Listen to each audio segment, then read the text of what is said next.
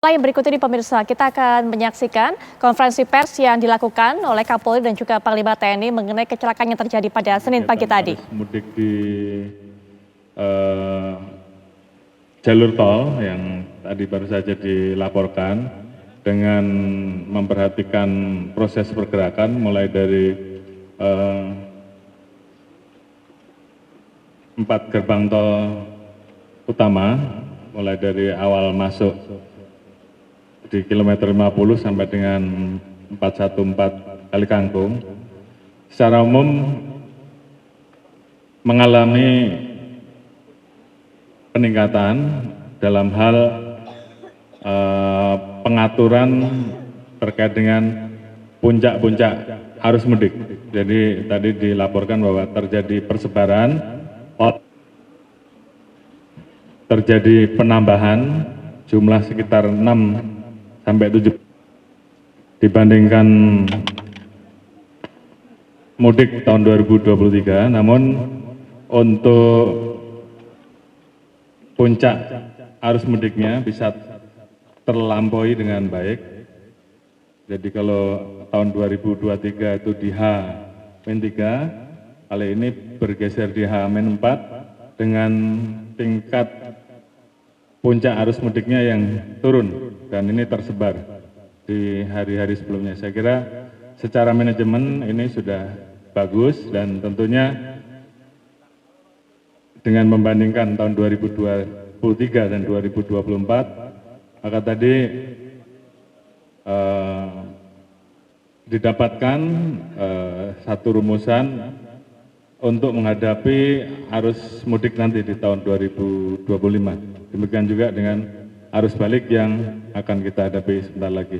Dan juga terjadi peningkatan kecepatan untuk pencapaian dari mulai start sampai dengan Jawa Tengah Pak ya, yang biasanya 8 jam kali ini menjadi 6,7 jam, jadi ada perbaikan. Namun di sisi lain tentunya rekan-rekan juga tahu, kita juga tentunya harus melakukan evaluasi terkait dengan adanya musibah yang terjadi di kilometer 58 di jalur kontraflow, dan ini tentunya menjadi evaluasi agar kita lebih masif lagi mensosialisasikan terhadap pengemudi khususnya, terhadap pengguna jalan khususnya, agar betul-betul mempersiapkan diri dengan sebaiknya. Terkait dengan kendaraan-kendaraan umum, telah dipersiapkan berbagai pelayanan, apakah itu terkait dengan masalah tes urin, kemudian tes kesehatan, di mana tes urin untuk mengecek adanya penggunaan atau ada kandungan narkoba atau tidak, kemudian alkohol, dan juga kesehatan dari pengemudi itu sendiri, sehingga pada saat membawa penumpang semuanya dalam keadaan prima. Namun di sisi lain, tingkat kelelahan ini juga kita ingatkan agar jangan dipaksakan, sehingga kemudian tentunya ini akan berdampak fatal apabila dipaksakan. Oleh karena itu, pada waktunya istirahat, tidak dipaksakan, ingin cepat sampai tujuan, sehingga kemudian menimbulkan masalah. Mungkin beberapa hal ini yang menjadi catatan kita untuk kita lakukan perbaikan. Demikian, terima kasih. Selanjutnya nanti akan diberikan penjelasan lebih detail oleh Bapak Menhub. Demikian. Warahmatullahi wabarakatuh.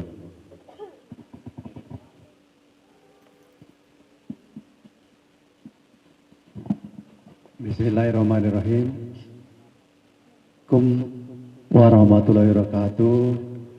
Yang saya hormati Pak Panglima, Pak Kapolri, Gubernur, Pangdam, Kapolda, Dirut Jasa Marga, dan rekan-rekan media yang saya hormati. Kami mengucapkan duka cita yang mendalam atas musibah di kilometer 58. Semoga arwah saudara kita itu bisa mendapat tempat di sisi Allah Ta'ala. Kejadian itu sendiri sama seperti yang disampaikan Pak Kapolri, adalah pelajaran yang mahal,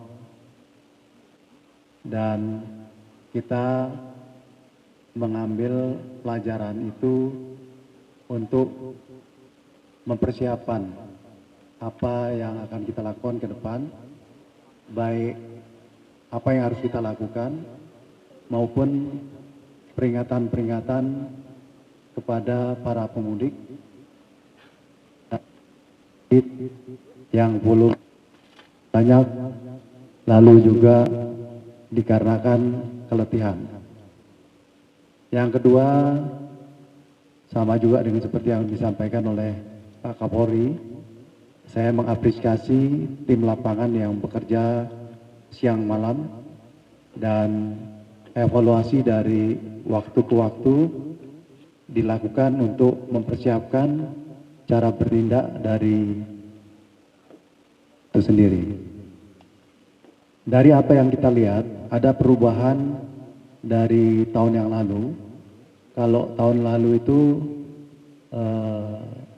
pemudik lebih prefer siang, kalau sekarang ini malam, sehingga siangnya kosong.